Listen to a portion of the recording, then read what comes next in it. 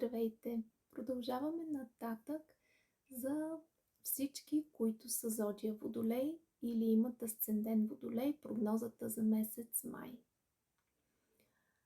Енергията на месец май ще ви бъде така една празнична. Ще искате да празнувате нещо, може да имате някакви събирания.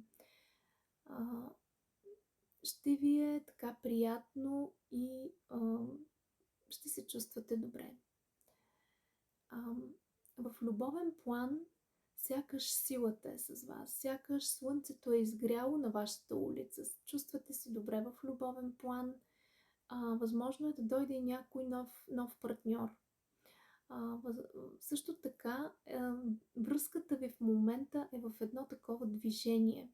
Възможно е да искате да отидете да пътувате някъде с вашия любим.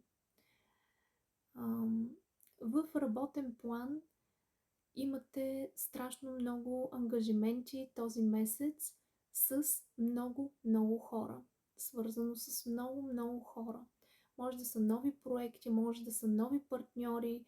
Ще трябва да взимате там решения. И нещо много важно, че тук съдбата се намесва, така че слушайте, гледайте знаците. Възможно е също нещо да си отива от този етап от живота ви, от вас. Луната за зодия Водолей и асцендент Водолей ви казва като послание: прояви смелост и направи първия ход. Така че Водолей, успех!